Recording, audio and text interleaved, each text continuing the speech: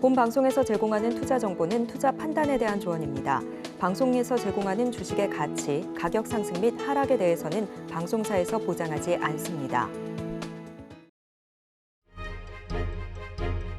실시간 정보 브리핑입니다. 엔비디아 또 3.55% 급등, 시총 3조 1천억 달러 돌파. 월가의 생성형 AI 주도주 엔비디아가 3% 이상 급등하면서 시총 3조 1천억 달러를 찍었습니다. 현지 시간 12일 뉴욕 증시에서 엔비디아는 전거래일보다 3.55% 급등한 125.20달러를 기록했습니다. 이는 사상 최고치입니다. 이에 따라 시총이 3조 1천억 달러로 집계됐습니다. 이날 엔비디아가 급등한 것은 CPI가 둔화된 것으로 나타나자 미국 증시가 랠리했기 때문으로 풀이됩니다. 브로드컴 10대1 주식 분할 시간 외서 10% 급등. 브로드컴은 현지 시간 12일 애널리스트들의 예상치를 뛰어넘는 2분기 실적을 발표했습니다. 브로드컴이 10대1 주식 분할을 하기로 알리며 이날 시간 외 거래에서 주가는 10% 넘게 급등하고 있습니다. 주식 분할은 7월 15일부터 적용됩니다. 브로드컴의 2분기 매출은 124억 9천만 달러로 시장 예상치 120억 1천만 달러를 웃돌았습니다. EPS는 10.96달러로 이 역시 예상치인 10.84달러를 상회했습니다. 순이익은 21억 2천만 달러로 전년 동기보다는 줄었습니다. EU 중국산 전기차에 최고 48% 관세 폭탄 예고. 유럽연합이 중국산 전기차에 최고 48%의 관세 폭탄을 예고했습니다.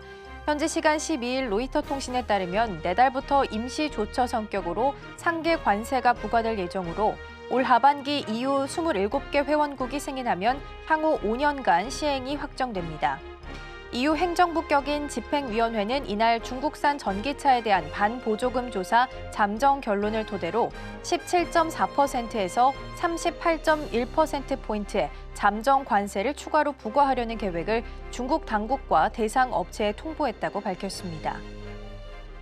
노르웨이에서 유럽 최대 히토류 매장지 발견, 중국 의존도 줄일까? 미중 갈등 고조로 중국의 히토류 무기화 우려가 나오는 가운데 북유럽 노르웨이에서 유럽 최대 히토류 금속 매장지가 발견됐습니다. 현지 시간 11일 CNBC에 따르면 채굴업체 레어어스 노르웨이는 최근 성명을 통해 오슬로에서 남서쪽으로 210km가량 떨어진 텔레마르크에서 총 히토류 산화물 880만 메트릭톤가량이 발견됐다고 밝혔습니다. 이 가운데 전기차나 풍력 터빈 등에 들어가는 히토류 자석 관련 물질은 150만 메트릭톤으로 추정됩니다.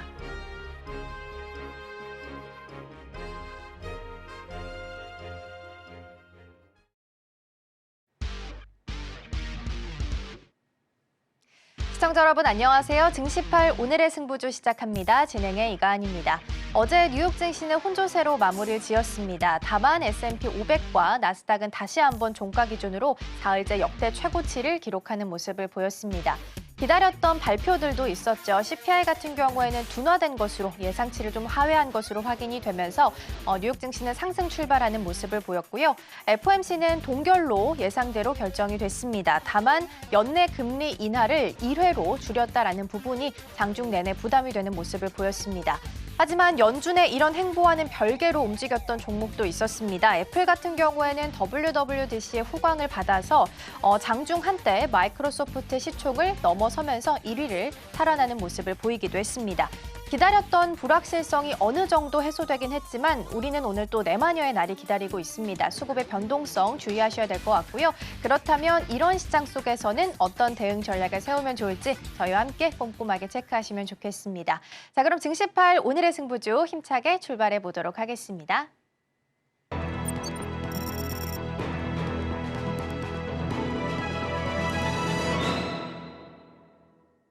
네, 안녕하십니까. 박정호 PD입니다. 자, 우리 투자자분들 어제 잘 주무신 거 맞죠? 어제 저도 뜬 눈으로 계속 졸다 하면서 TV 보면서 상황을 지켜봤는데요. 어쨌든 어제 미국 시장 전체적으로 봤을 때는 일단 인플레이션이 진정세를 보이는 모습, CPI가 예상치를 하회하는 모습에 환호하면서 파월 의장이 매질을 해도 일단 시장 자체는 통하지 않았다. 모두 환호성을 지르면서 S&P하고 나스닥은 또 경신을 하는 모습들. 그래서 이런 모습들을 봤을 때 오늘 우리 시장에는 어떠한 영향을 미칠까 좀 궁금하기도 합니다.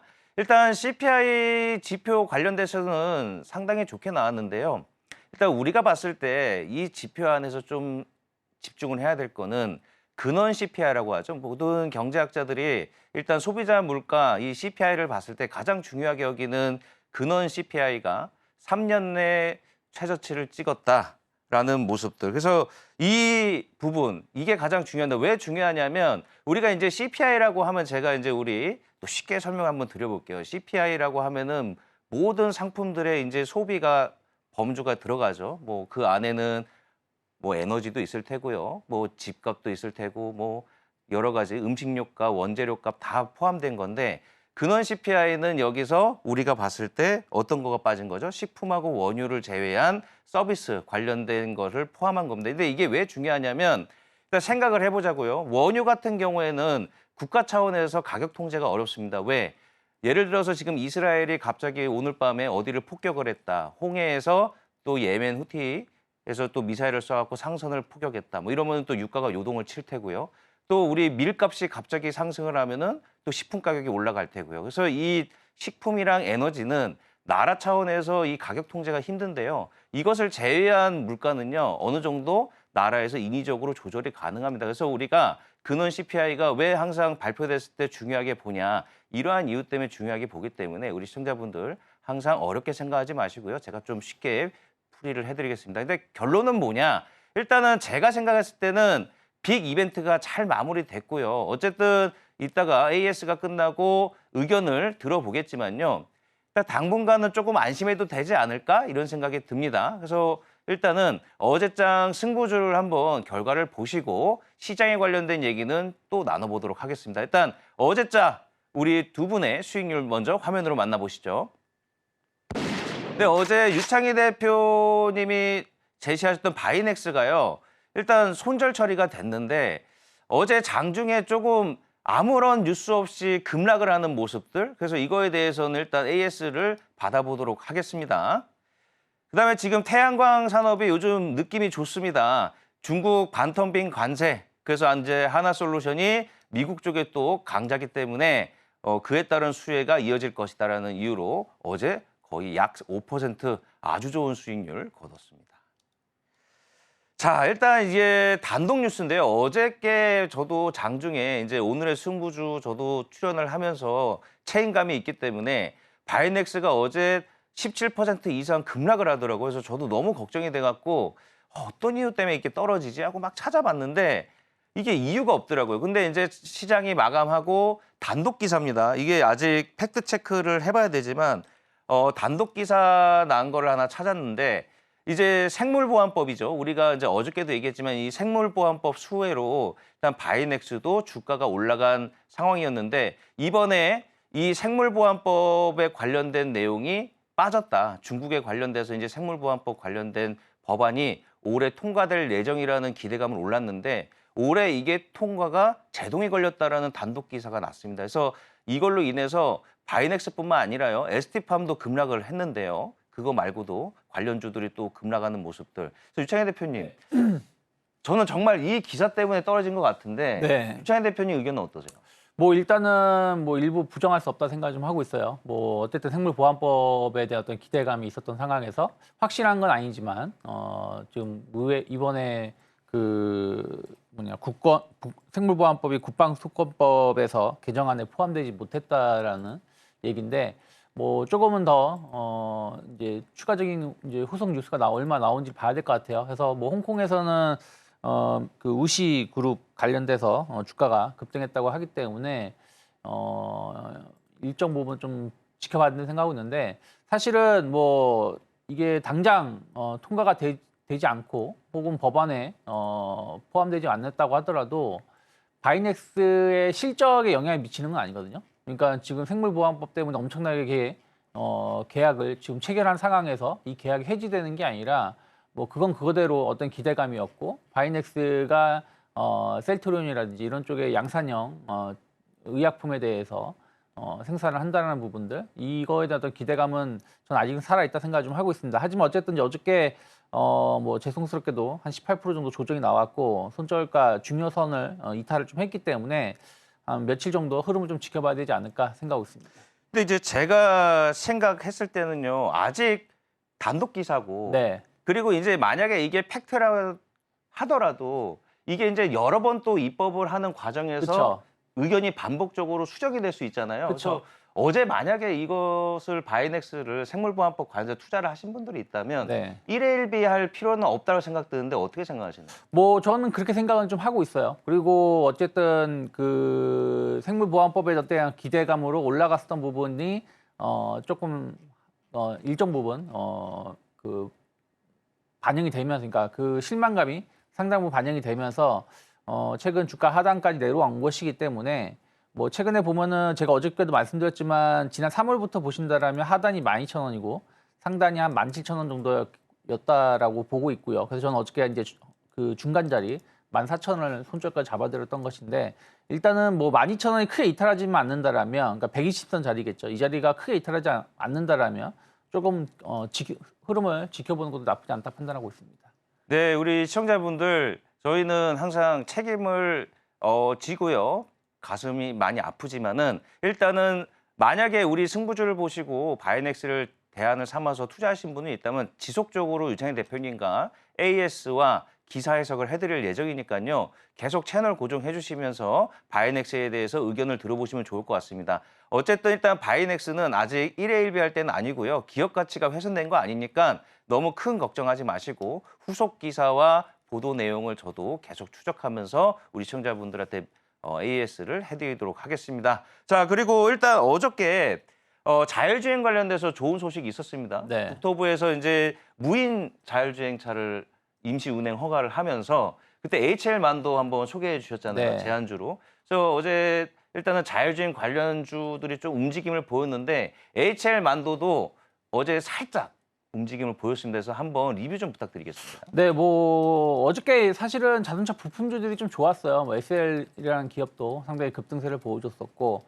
뭐 HL만도도 상승을 좀 했습니다만은 뭐 크게 상승하지 않았고요. 일단은 뭐 자율주행 이슈들이 HL만도가 좀 이슈가 좀 있긴 합니다만은 제가 그때 말씀드린 것처럼 제가 생각하는 목표가는 왔기 때문에 여기서의 어떤 급등보다는 좀 횡보. 다만 이제 오늘 이제 미국 증시가 긍정적으로 마감을 했기 때문에 금리 인하 수혜 쪽으로 본다라면, 그러니까 금리 인하한 건 아니지만 제가 보기엔 9월달 금리 인하 가능성이 높다 생각 좀 하고 있고, 그 수혜주로 본다라면 자동차 섹터를 좀 좋게 보고 있기 때문에 그런 부분들 좀 지켜볼 수 있지 않을까 생각 좀 하고 있습니다. 자, 그리고 어제 이제 어제하고 이틀 전에 이제 우진이라는 종목을 소개를 해주셨고, 저번 달에는 BHI를 얘기를 네. 하셨단 말이에요. 그래서 원전 관련주들이 요즘 조금 쉬어가는 느낌인데, BHI 지금 어느 정도 수익을 많이 내고 있는 상황인데, 어느 정도 트레이딩 전략으로 조금 수익 실현하는 건 어떨지 한번 의견 들어보고 싶습니다. 네, 뭐 BHI가 아마 제가 말씀드린 이후로 한 40% 정도 수익이 났을 거예요. 근데 이제 그 최근에 보시면 조금 이제 변동성이 큽니다. 오를 때는 뭐 한 6, 7% 오르고, 또 조정받을 때도 한 5, 6% 조정을 받으면서 지금 만 원에서 한 11,500원 정도에서 박스권 흐름을 보여주고 있는데, 저는 뭐 수익 일정 부분 좀 한 절반 가까이는 뭐 정리를 좀 해도 된다 생각하고 있고요. 다만 그러니까 만 원이 크게 이탈하지 않는다라면 이렇게 좀 에너지를 좀 모았다가 저는 12,000원 돌파 가능성 열어놓고 있고, 제가 보는 가격은 그때도 말씀드렸던 것처럼 지금 이 자리가 2022년, 23년 또 올해 계속 12,000원 돌파를 좀 못했던 자리인데, 만약에 못할 거였으면 과거처럼 주가가 급락이 나왔어야 되는데 급락이 안 나오고 옆으로 횡보하고 있다는 거죠. 지난 3월 달 같은 경우도 한 1,000원 언저리 갔다가, 물론 이제 그때는 개별 좀 이슈가 있으면서 좀 급락이 나오긴 했습니다만은 지금은 급락이 안 나오고 있다는 얘기는 여기서 더 갈 수 있다라는 생각으로 한 최소 절반 이상은 보유하는 게 맞지 않을까 판단하고 있습니다. 네, 어느 정도 절반은 수익을 챙기시면 좋겠고요. 아직 원전은 끝나지 않았다. 자, 그리고 이제 우리 김성규 전문가님 어제 하나솔루션 제안을 해주셨는데, 와, 어제 강했습니다. 일단 중국에서 미국의 이제 관세를 피하기 위해서 요리조리 피하다가 드디어 구조조정이 시작됐고요. 그러므로 우리 이제 하나솔루션 미국에서 매출액이 강하기 때문에 우리 하나솔루션이 수혜를 받는 것으로 보입니다. 6월 갑자기 더워지면서 태양도 세졌는데 우리 하나솔루션 눈부십니다, 지금. 자, 태양광 아주 눈부시게 올라가고 있습니다. 하나솔루션. 네. 이 추세를 이어갈 수 있을까요? 아니면 단기 트레이딩으로 봐야 될까요? 지금 일단 자리 보시고 일단 말씀을 드릴게요. 차트 우선 보겠습니다. 현재 34,200원이 현재 저항대 단기적으로 있죠. 여기에 최고가 34,550원이지만 여기에 봤을 때 위에는 윗꼬리가 나온 자리니까 어제 그 34,200원대 저항대를 한번 돌파하기 위해 가지고 움직였던 자리가 나오고 있습니다. 자, 그래서 오늘 한 번 더 나올지 아니면은 지금 현재 적산병이니까 한번 좀 조정을 받고 들어갈지의 여부를 조금 지켜봐야 되긴 하는데 만일 오늘 다시 한 번 더 돌파를 했다. 그래서 여기에서 35,000원짜리 이상으로 올라갔다. 그리고 여기 저항대를 넘어갔다 그러면은 목표가인 39,000원까지는 일단 충분히 올라갈 수 있을 것으로 저는 보고 있고요. 그다음에 여기에서 지금 또 하나 이슈가 뭐냐면은 이제 앞으로 해가지고서 북미 지역에서 과연 이제 하나큐셀의 그 움직임이 어떻게 될 것인가. 그럼 거기에 대해 가지고 이제 지금 현재 여러 페롭스카이트라 그러죠. 그거를 과연 미국에다가 기술을 이전을 해주고 거기에 맞춰가지고 미국 업체들하고 어떻게 좀 더 조화를 할 것인가가 지금 좀 관심이기 때문에 이 부분도 좀 지켜보실 것을 권해드리겠습니다. 네, 태양광은 앞으로도 뜨거울 것이다. 자, 그동안 우리 태양광 관련 업종은 또 우리 개인 투자자분들이 수년 전에 아주 사랑을 했던 업종입니다. 그래서 오랜만에 빛이 들어온 만큼 좋은 모습 보였으면 좋겠다고 저도 응원하겠습니다.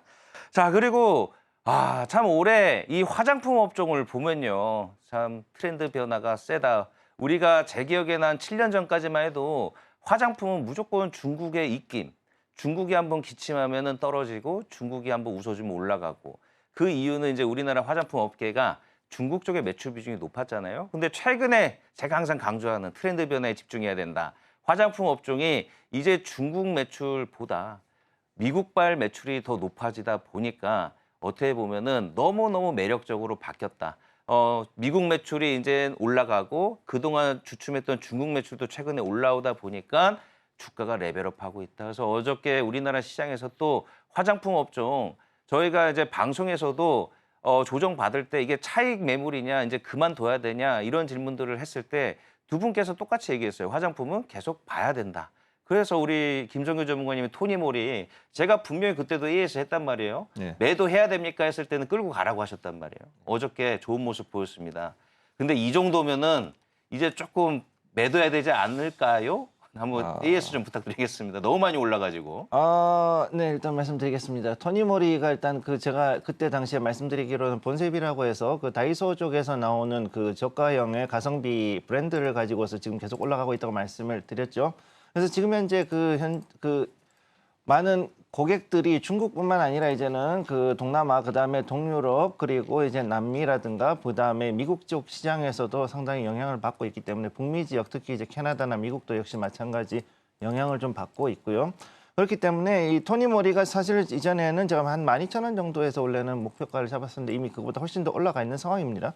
그래서 여기에서 이 추세를 가지고 봤을 때 더 올라간다라고 보면은 현재는 이 이격도 자체로 봤을 때는 상당히 나쁘지 않게 계속 올라가고 있는 모습 보여주고 있고 그다음에 지금 오늘 이제 어제죠. 어제 같은 경우는 약간 조금 그 윗꼬리를 주고 떨어지긴 했습니다만 그래도 약간 쉬어갈 수 있는 분위기가 있고 그렇기 때문에 현재 상태에서 봤을 때 이 추세는 생각보다는 그렇게 쉽게 꺾이진 않을 걸로 보여요. 이렇게 간다 그랬을 때는 대략 한 달 정도는 더 갈 거라고 보고 있는데 지금 여기에서 만약에 조금 위험하다라고 판단이 되실 경우에는 50% 우선 익절을 하신 다음에 여기에서 대응을 해주실 것을 권해드리겠습니다. 새로운 손절 라인 만약에 잡아드린다 그러면은 여기 이 자리 1,800원 자리에서 우선까지 떨어졌다 싶을 때 여기까지는 좀 보시고 더 떨어지면은 그때는 조금 손절을 생각하시면 되겠고요. 그래도 충분한 수익이 나셨으니까 여러분들께는 괜찮은 투자였다고 생각합니다. 네, 손절이 아니라 익절 라인이시겠죠? 사실은 이제 여긴 익절이죠. 네, 익절을 라인을 잡아놓고 한번 갈 때까지 가보자 이런 느낌으로 받아들이면 될까요? 네, 그렇습니다. 알겠습니다. 자, 이 올바른 투자 방법입니다. 추세를 탈 때는 항상 익절 라인을 높여가면서 추세를 한번 타보자 이런 전략이셨고요. 자, 그다음에 이제 김성규 전문가님이 현대차도 얘기를 해주셨는데 아주 좋은 이슈가 하나가 있습니다. 우리나라 산업에서는요. EU에서 이제 드디어 중국산 전기차의 관세를 부과하겠다라고 얘기를 했고요. 7월 4일까지 뭔가 합의점을 못 찾으면 그때서부터 시작되겠다라고 발표를 했습니다. 그래서 이러한 부분들 이게 또 어떠한 효과가 있냐면요. 중국산 전기차뿐만 아니라 중국에서 지금 생산되는 전기차, 특히 테슬라나 BMW나 벤츠나 여러 가지 전기차 회사들 또한 영향을 받기 때문에 이러한 부분들이 또 우리 현대차하고 우리나라 부품단들도 좋은 영향을 받지 않을까 하는 기대가 드는데 현대차 AS 해주시면서 이 부분까지 좀 언급을 좀 해주시죠. 네, 우선 현대차 우선 보겠습니다. 자, 여기서 바꿔서는 지금 여기에서 조금 자리를 반등을 받았죠. 25만 3천 원 자리에서 지지받은 다음에 다시 여기에서 반등이 들어와 있는 자리. 자, 급등 나오고 난 다음에 한번 이렇게 튕겨가지고 올라가는 자리니까 이 자리에서 쌍봉을 만들 것인가를 고민하시는데 제가 봤을 땐 여기서는 좀 더 추세 만들고 올라갈 확률이 크다. 이렇게 말씀드리겠습니다. 특히나 대형주고요. 이게 지수 관련 종목이다 보니까 아무래도 움직임의 추세를 한번 잡으면은 함부로 바꾸지 않는다라는 것을 볼 때는 당분간 좀 더 강하게 올라갈 수 있다고 보고 있고요. 특히 이제 여러분들이 이제 아는 분들은 아실 수도 있는데 전기차의 그 주행 테스트를 했을 때 전 세계에서 두 번째로 많이 멀리 가는 차가 현대기아 차입니다. 전기차 중에서는. 그렇기 때문에 여기에 대해 가지고서 폴스타라든가 아니면 다른 여러 유럽 업체들이 상당히 집중을 하고 있고요. 특히 많이 파는 것은 미국이나 캐나다, 즉 북미 쪽을 중심으로 봐야 되지만은 그래도 품질로 해가지고서 그리고 실제로 어느 정도 인정을 받으려 그러면은 유럽 쪽에서 특히 독일 쪽에서 많이 이제 판매를 해야 되거든요. 근데 지금 현재 봤을 때 현대차는 여기에 대해 가지고서는 유럽형 모델, 즉 시드라든가 그 다음에 i10이라든가 여러 가지 모델들이 지금 굉장히 잘 나오고 있고 이것이 현재 거기에서 또 많은 판매를 이루고 있는 데다가 이제 전기차까지 받쳐주고 있기 때문에 앞으로 유럽 시장을 조금 더 지켜보고 그리고 이제 유럽 시장이 특히나 겨울에 굉장히 취약하지 않습니까? 겨울이 되면은 전기차가 취약해지는데 이 전기차 부문은 앞으로 좀 더 많이 올라갈 수 있지 않을까 이렇게 보고 있습니다. 제가 오늘 그 기사를 보면서 문득 이런 생각이 들더라고요. 이러다가 LG하고 현대차의 그룹의 순위가 바뀌는 거 아닌가 이런 생각이 듭니다. 어쨌든 현대차 대한민국 국민으로서도 자랑스럽고요. 앞으로 이런 이슈로 또 현대차의 주가도 많이 올랐으면 좋겠습니다. 자, 그리고 유창희 대표님한테 이제 롯데웰푸드 네. 제안을 해주셨잖아요. 요즘에 어저께는 뭐 음식료의 날이었나요? 어제는 심지어 삼계탕 얘기까지 나오면서 지금 이 시장에서 음식료주가 아주 뜨겁습니다. 어쨌든 롯데웰푸드 빙가류 관련돼서 주목받으면서 올랐었는데 네. 음식료주 좋습니다. 롯데웰푸드 어떻게 전략 짜면 좋을까요? 뭐 제가 보기에는 뭐 추가 상승 가능성 계속 열어놓고 있습니다. 뭐 그때 일단 목표가는 도달한 상태이긴 합니다만은 한 19만 원 이상 바라보고 있고요. 그러니까 어저께도 마니커가 그랬었죠. 삼계탕이 좀 많이 팔린다고 하면서 급등했다가 또 윗꼬리가 좀 많이 나오긴 했죠. 그래서 약간의 이제 변동성은 있을 수 있는데 일단은 오늘은 FMC 결과가 좀 대형주 쪽으로 해가지고 또 그동안 소외받았던 쪽으로 해가지고 좀 이슈가 좀 몰이를 할 수 있다 생각을 좀 하고 있고 뭐 한 내일이나 또 다음 주 정도면 다시 한번 또 음식료 쪽분들 계속해서 우상향 기조 좀 더 이어질 수 있지 않을까 생각하고 있습니다. 네, 전반적인 이슈 좀 체크하고 있고요. 저는 이번에 M&A 관련해서 이야기 좀 나눠보고자 합니다. 우리 김성규 전문가님과 함께 미용 의료기기 쪽에서의 M&A 좀 짚어볼까 합니다. 일단 하이로닉 그리고 제이시스 메디칼 이런 쪽에서 이제 사모펀드 지분 인수나 뭐 매각 이야기도 좀 나오고 있는데 제이시스 메디칼 같은 경우에는 자진 상패도 좀 준비를 하고 있는 것으로 알려져 있습니다. 바이오에 비해서 일단 엑시트할 수 있는 기간도 짧고 들어가는 자본도 좀 많진 않다 보니까 훨씬 더 미용 의료기기 쪽에 관심이 가고 있는 트렌드인 것 같거든요. 그러면 앞으로도 성장성이나 확장성에 좀 더 무게를 두고 긍정적으로 바라봐도 좋을까요?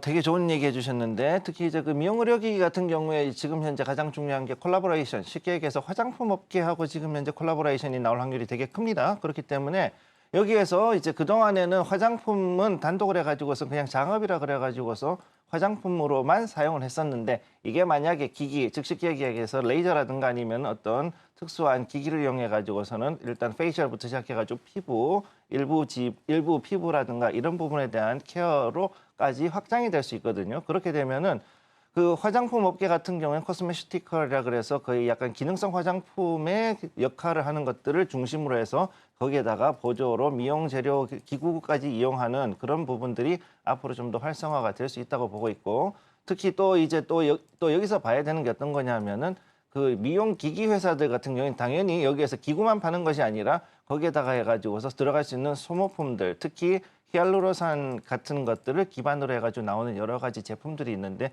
그런 것들을 가지고서 또 지속적인 그 매출을 일으킬 수 있는 하나의 캐시카우가 되는 거죠. 이런 소모품들이. 그렇기 때문에 제가 볼 때는 이 미용 기구들하고 화장품 업계가 같이 콜라보하는 그 시기가 분명히 올 거라고 보고 있기 때문에요. 제가 봤을 때는 되게 괜찮은 이 자리다 이렇게 보고 있습니다.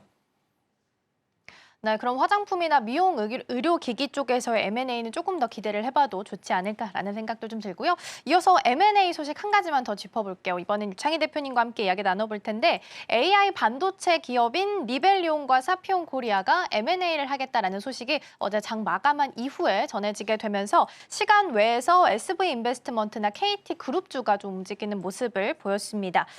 AI 반도체 시장이 어떻게 보면 이제 국가 대항전처럼 네. 변해가는 느낌도 좀 드는데요. 오늘 시장 안에서도 관련주들이 한 번 더 움직일 수 있을까요?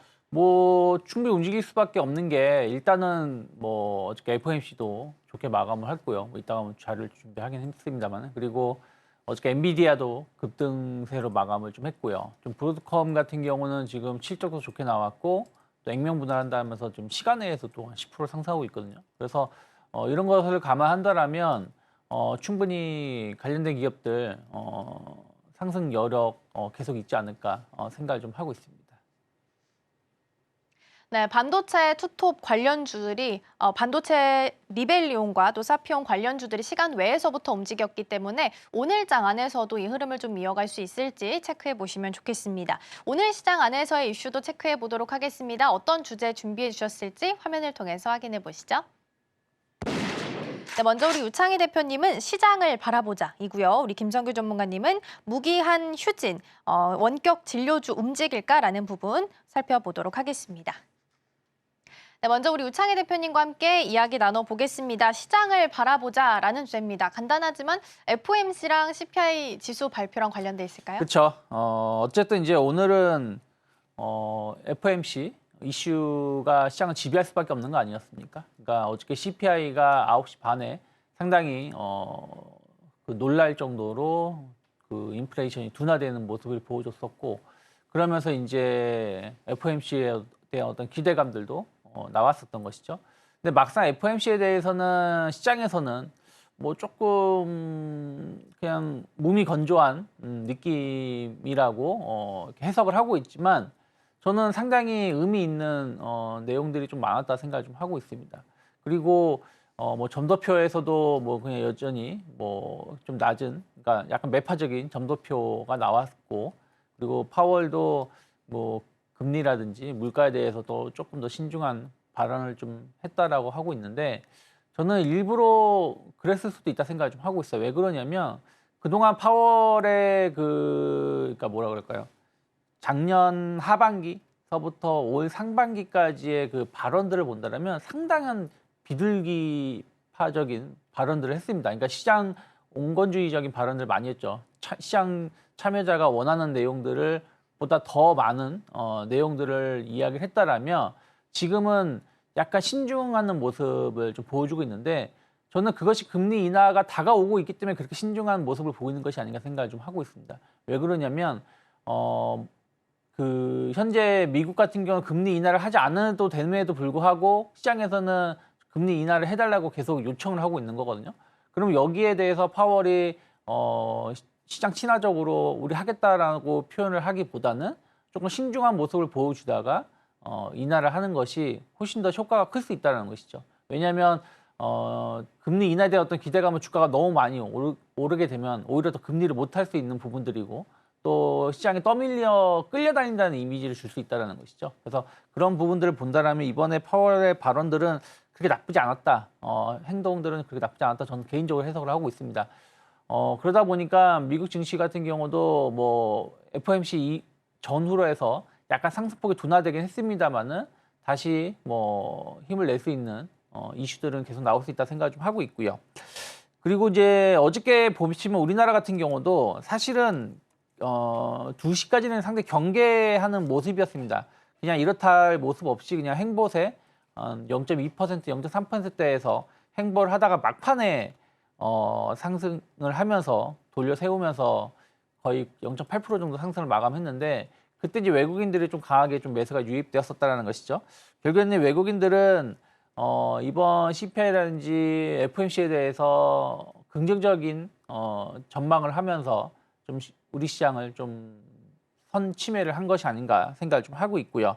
일단 불확실성이 해소가 됐다는 측면에서 본다라면 사실 우리나라 증시 같은 경우, 그러니까 유럽도 마찬가지입니다. 유럽도 최근에 보면 약간 쌍봉의 형태로 좀 조정을 받긴 했습니다만은 우리나라는 먼저 좀 조정을 받았고 그리고 지난주부터 이렇게 반등을 하면서 제가 계속 말씀드렸지만 약간 수렴의 끝자락에 놓여 있다라고 저는 생각을 좀 하고 있어요. 그래서 오늘 만약에 증시가 어쨌든 지금 야간 선물 기준으로 본다라면 1% 정도 상승을 했기 때문에 1% 갭상승 출발을 해서 2,750포인트 이상에서 추가적인 상승이 나온다라면 저항대가 돌파가 되는 것이고 그러면은 추세 상승이 조금 더 이어질 수 있지 않을까 생각을 좀 하고 있습니다. 그래서 거기에 관련해서 좀 시장을 대응하신다라면 일단은 저는 2분기 실적 기대주에 대해서 계속해서 관심을 가져야 될 것 같아요. 최근에 상승한 종목군들, 섹터들을 보신다라면 뭐 음식료 업종군들 말씀드렸습니다만은 음식료 업종군들 오르는 거는 실적에 대한 어떤 기대감들이고요. 그리고 뭐 자동차라든지 금융주 같은 경우도 상당히 2분기 실적이 기대가 되고 있는 거죠. 특히 자동차 같은 경우 보신다라면 자동차나 반도체를 좀 보신다라면 수출 데이터가 상당히 좋습니다.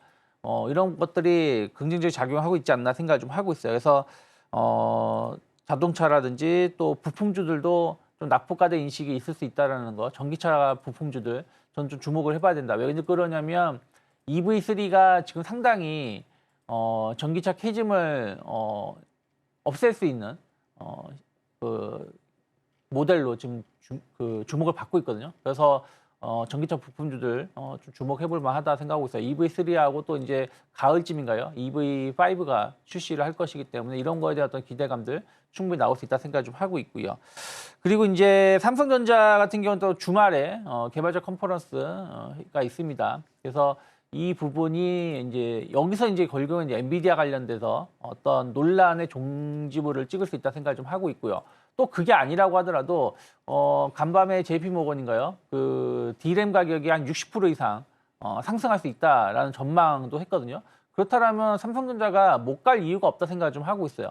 어찌되었든 아직까지는 레거시 반도체가 전체 그 반도체 시장에서 한 70% 이상을 차지하고 있는 것이고 뭐 내년 간다고 하더라도 한 50% 이상은 차지할 것이고 삼성전자가 내년에도 HBM에서 완전히 시장 참여를 못한다라고 보기보다는 일정 부분 시장을 참여할 수 있다라고 본다라면 충분히 삼성전자, 뭐 하이닉스는 올해 한 50% 올랐다고 하지만 삼성전자는 연간 수익률을 따지면 거의 보합이거나 마이너스이긴 합니다만은 충분히 회복할 수 있는 기회가 있지 않을까 생각을 좀 하고 있고요. 그래서 저는 삼성전자 개발자 회의 또 26일에는 마이크론 실적이 예정이 되고 있기 때문에 반도체 관련된 종목군들은 HBM이라든지 레거시 소재 부품주들 계속해서 좀 모아갈 수 있다. 그래서 제가 과거에 몇 번 말씀드렸었던 종목군들, 뭐 원익 QNC 같은 경우, 그리고 VM 같은 경우는 어저께 상당히 어제 그저께 급등세를 보여주고 있었는데 뭐 그런 기업들도 지금 늦지 않았다 생각을 좀 하고 있고요.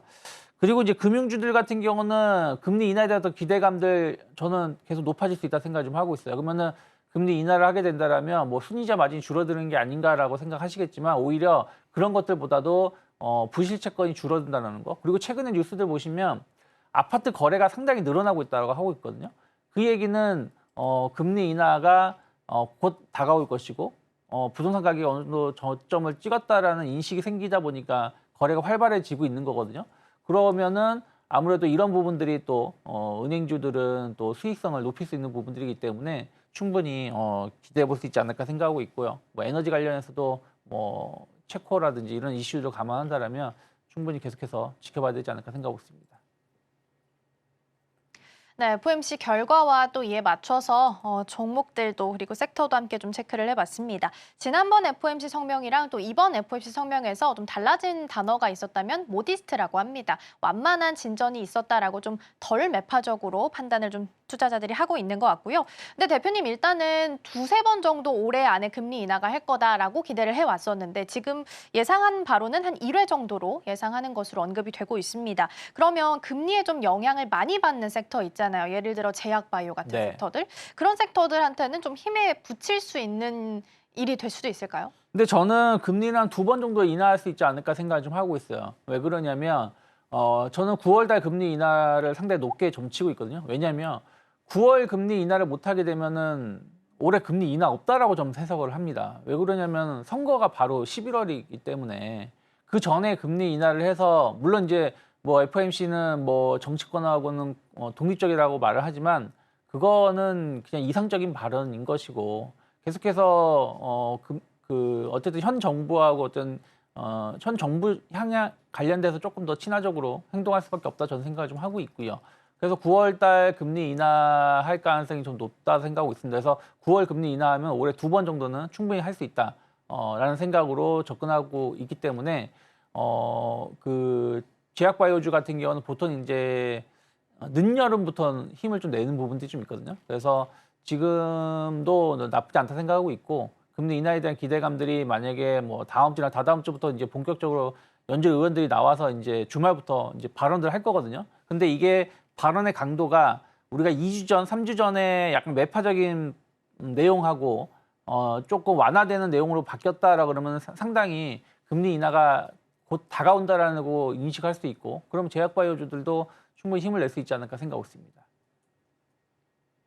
네, 그래도 좀 긍정적인 코멘트가 아니었나 싶습니다. 그리고 특히나 9월 달에 대선을 앞두고 금리 인하가 이루어지게 될지도 체크를 해보시면 좋을 것 같고요. 이어서 다음 이슈도 체크해 보겠습니다. 이번에는 원격 의료주 관련해서 좀 살펴보겠습니다. 어제 이슈가 나오면서 좀 움직이긴 했습니다. 세브란스 병원도 이제 이어서 무기한 휴진에 들어가겠다라고 언급을 좀 했죠. 네, 그렇습니다. 지금 현재 봤을 때 빅5 업체 그 병원들이죠. 병원들이 지금부터 17일 그 시기부터 해서 무기한 휴업으로 들어간다라는 기사가 나왔고 그리고 거기에 대해 가지고 실제로 성명을 발표했기 때문에 이로 인해서 상당히 그 원격 진료주에 대해서는 좀 더 관심이 높아질 수 있다고 말씀을 드릴 수가 있겠습니다. 현재 봤을 때 서울의대하고 그다음에 서울대 병원에 있는 교수진들이 거기에 관련해 가지고 17일부터는 필수 부서 즉 바이탈을 하는 응급실이라든가 이런 부분을 제외하고는 전면적으로 무기한 휴업으로 이제 들어가겠다는 선언을 했고요. 그리고 휴진이 들어가는 거죠. 그리고 여기에서 이제 마지막으로 세브란스가 18일부터는 또 역시 여기에 동참해서 무기한 휴진으로 들어가겠다라고 얘기했기 때문에 사실상 빅5 병원들이 거의 다 이제 그 어느 정도 좀 불편하게 좀 됐습니다. 많은 환자분들은 좀 불편하시게 됐고요. 그 부분은 참 안타깝게 생각하고 있는데 어쨌든 지금 상황에서는 이런 부분이 좀 더 장기화되면서 결국은 이제는 원격 진료에 관련되어 있는 것을 좀 더 많이 할 수밖에 없는 상황으로 가고 있다라고 보시면 되겠습니다. 자, 그래서 여기에 보면은 이제 정부 같은 경우도 지금 여기에 대해서 대응을 해서 비대면 진료센터를 다시금 전면 가동하는 쪽으로 해서 강수를 두고 있는 상황으로 가고 있기 때문에 기존에 가지고선 그동안에 한번 움직였었던 원격 진료 관련 종목들이 다시금 움직일 확률이 커졌다라고 보시면 되겠습니다. 특히 이번에 우리가 좀 더 주목을 해야 되는 거는 AI를 이용해서 좀 더 똑똑해진 비대면 진료가 나올 확률이 상당히 커졌다라는 거고요. 이미 코로나 시즌 이후에 그리고 지금 현재 우리나라에서 이런 그 의료 분쟁으로 인해서 생기는 이런 비대면 진료에 대한 데이터들이 상당히 유의미하게 쌓여 있는 상황이기 때문에 좀 더 그 똑똑해진 그 AI를 이용한 비대면 진료가 이루어질 확률이 있다라고 여러분들이 지금 보시면 되겠습니다.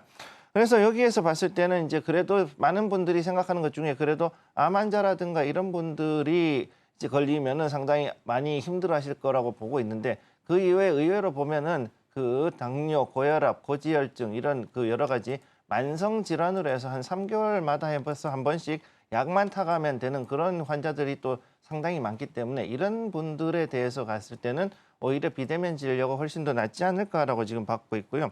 그렇기 때문에 지금 여기에서 봤을 때는 우리가 지금 비대면 진료라는 것에 대해서 무조건 부정적으로 볼 수만도 없고 그렇다고 마냥 긍정적으로 볼 수만도 없는 것이 과연 그 사람이 즉 의사가 앉아가지고 있으면서 바이탈 이외에 정말로 어떤 분야에서 좀 이제는 어느 정도 쉬어갈 수 있는 분야가 있는가 아닌가를 지금은 이 의료에서 어떤 하나의 그 새로운 변화의 시기가 왔다고 저는 그렇게 보고 있거든요. 그렇기 때문에 이 부분을 이제 기억을 하면서 우리가 비대면에 접근을 해야 되고 결국은 그렇게 되면은 아직까지도 수술 로봇 같은 이런 바이탈 쪽은 여전히 강세를 앞으로 아직은 그래도 사람의 손을 좀 많이 타기 때문에 약간 좀 시간이 걸릴 수가 있겠지만은 그 이외에 중요하지 않은 부분 그리고 또 만성적인 관리가 필요한 질병들이 갈수록 늘어나고 있는 이런 분야에서는 오히려 이제 비대면 진료가 앞으로 좀 더 커질 수 있지 않을까 이렇게 보고 있습니다. 네, 걱정되는 뉴스긴 합니다만 우리 주식시장 관점에서 보자면 이 원격 의료주가 어제는 급등한 후에 시간 외에서는 또 급락하는 모습을 보였습니다. 근데 전문가님 일단 뉴스가 처음 나오면 시세를 좀 보이다가 사실 이게 반복적으로 나오게 되면 탄력성이 좀 떨어진다라는 특징이 있는 것 같거든요. 원격 의료주도 좀 마찬가지가 되는 게 아닐까라는 생각도 들긴 하는데 이건 좀 다르게 볼 수 있을까요? 지금 의료 관련된 부분에 대해서 말씀을 드리면은 첫째 이거는 정책주에 우선 좀 들어간다고 보셔야 되거든요. 첫째는 그렇기 때문에 현재 물론 이것이 그냥 단순한 천재지변이나 이런 것이 아니라 어떻게 보면은 정책적인 대결 구도로 인해서 벌어진 일이다 보니까 의도치 않게 경제의 논리에 지금 정치적인 그런 이슈가 혼합이 돼 있는 그런 형태라고 보셔야 되는 거죠. 그렇기 때문에 이 부분이 어떻게 움직일 것이냐를 지켜보는 것은 결국은 여기에서 봤을 때 수혜를 받을 수 있는 부문이 어느 부문인가를 정확히 찾아가지고 그쪽으로 들어가는 게 필요하고 결국은 비대면 진료라는 것도 결국은 하기 위해서는 IT라든가 그다음에 거기에 대한 진단이 정확하게 돼야 되는 거기 때문에 거기에 대한 기반 시설들에 대한 부분들을 좀 더 지켜봐야 된다라고 말씀드리겠습니다. 네, 원격 의료주까지 함께 좀 살펴봤고요. 이어서 승부주들 확인하러 함께 가보시죠.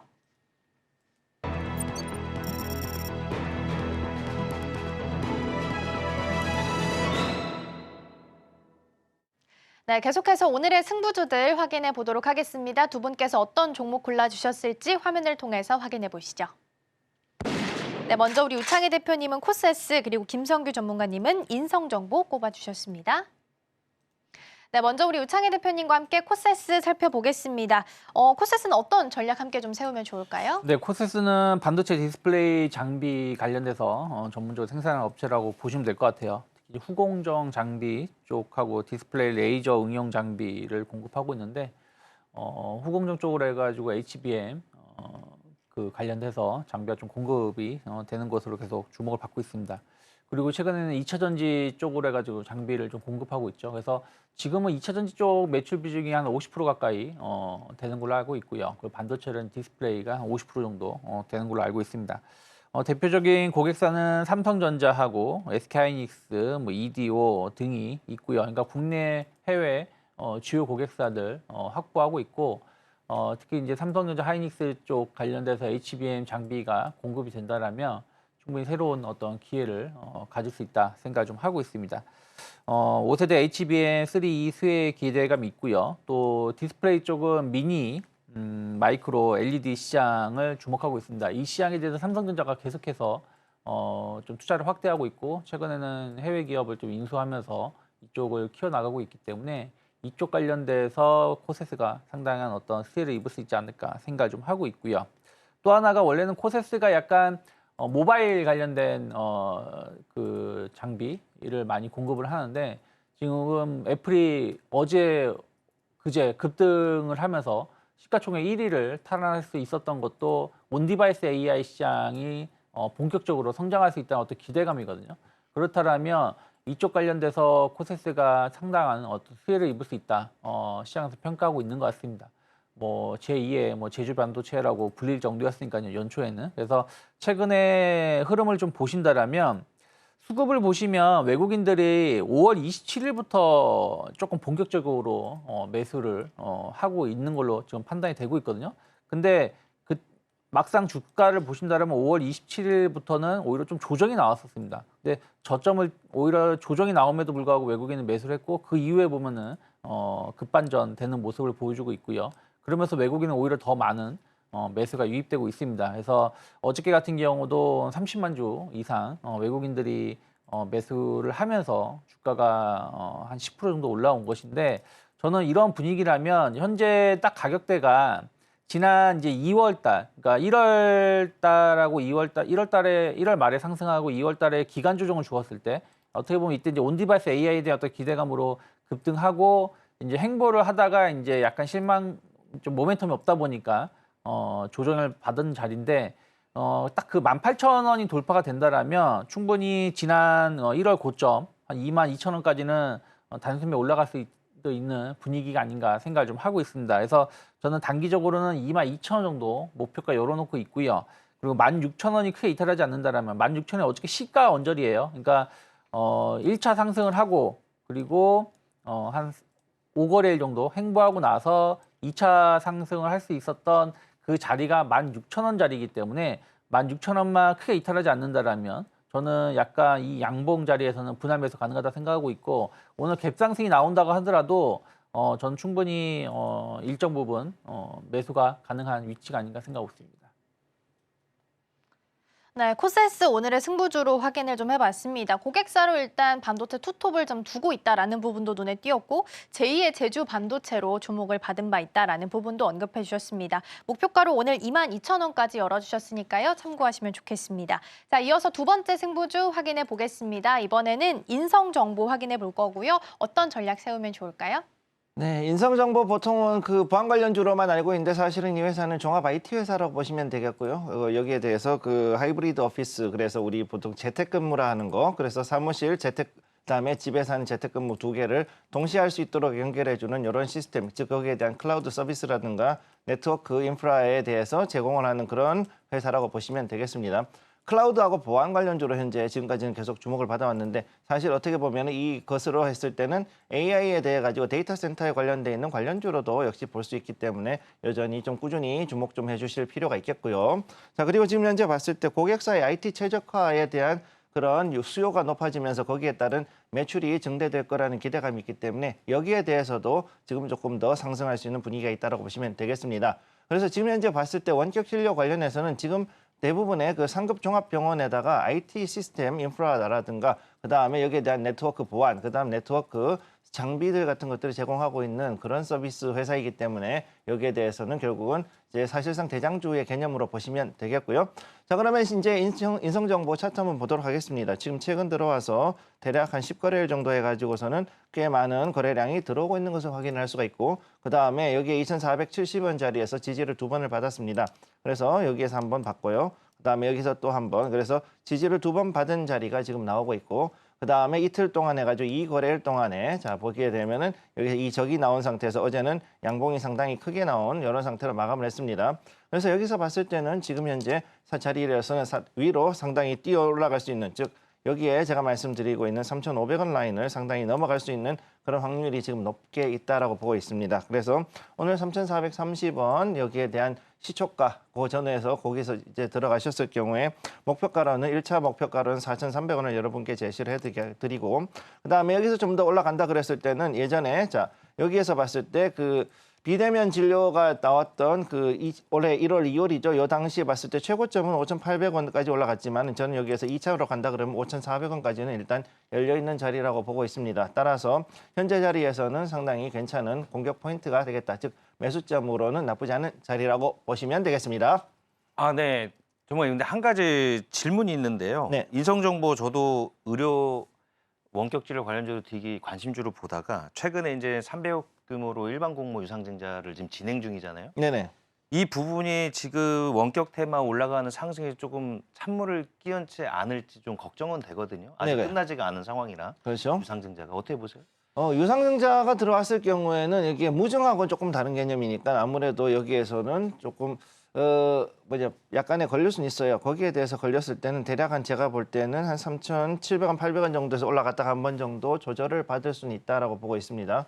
그 자리에서 조정을 받고 난 다음에 다시 올라갈 수 있기 때문에 단 300억 정도 되면은 지금 현재 여기에는 시총에 대비했을 때는 그렇게까지 크지는 않은, 대략 한 15% 정도 되는 물량이니까 그러면 약간의 조정은 좀 있을 수 있다라고 보고 있고, 단 여기에서 조정을 받더라도 현재 그 이외에 인성정보가 이런 그 원격 진료 이외에도 보안이라든가 이런 부분에 대해서 아직까지 더 올라갈 수가 있고, 아까도 말씀드렸지만 AI 관련된 부분 때문에도 지금 특히나 또 지금 유상증자를 하는 부분이 있기 때문에 여기에서는 오히려 더 상승 추력을 받을 수 있다라고 저는 그렇게 보고 있습니다. 네, 이렇게 해서 인성정보까지 함께 좀 살펴봤습니다. 전문가님 어제 보면요. 급등한 후에 시간 외에서는 좀 급락을 했는데요. 보통은 좀 꼬리 달고 마무리를 지었었는데 어제 차트 보니까 꽉 찬 양봉으로 마무리를 지었더라고요. 그래서 좀 시세를 다르게 연속성을 좀 이번에 가져갈 수 있을까요? 지금 일단 기술적으로 봤을 때는 충분히 가져갈 수 있다라고 저는 그렇게 보고 있고, 그다음에 두 번째로 봤을 때는 현재 이 사태가 장기화되면서 결국은 여기에서 누가 이득을 보냐 하면은 결국은 비대면 진료 관련해 가지고서 있는 데이터를 관리하는 그런 회사들이 결국은 득을 보게 돼 있거든요. 그러니까 인성정보 외에도 유비케어라든가 이런 회사들 혹은 이제 뭐 케어랩스 같은 경우도 어쩌면 좀 할 수도 있겠는데, 그런 업체들이 계속해 가지고서는 데이터를 쌓아가면은 거기에 대해 가지고서 결국은 AI가 조금 더 러닝을 해가면서 발전하게 돼 있습니다. 그렇기 때문에 이런 부분들은 제가 봤을 때는 오히려 나쁘지 않다라고 저는 그렇게 평가하고 싶습니다. 네, 전반적으로 오늘 시장 안에선 또 어떤 흐름을 보이게 될지도 함께 체크해 보시면 좋겠습니다. 자, 그럼 저희는 마치기 전에 오늘 방송 핵심 내용 다시 한번 화면으로 정리해 보겠습니다. 네, 먼저 우리 유창희 대표님과 함께 FOMC 발표 이후에 시장을 어떻게 바라보면 좋을지 체크해봤고요. 김성규 전문가님과 함께 무기한 휴진 선언 속에 원격 진료주가 움직일까라는 부분 짚어봤습니다. 오늘의 승부주는 코세스 그리고 인성정보 꼽아주셨습니다. 네, 저희가 방송 중에 제공해드린 정보는 투자 판단을 위한 조언일 뿐 해당 종목의 가치와 수익률은 보장하지 않습니다. 저희는 잠시 후 증시 구로 돌아오겠습니다. 시청해주신 여러분 고맙습니다.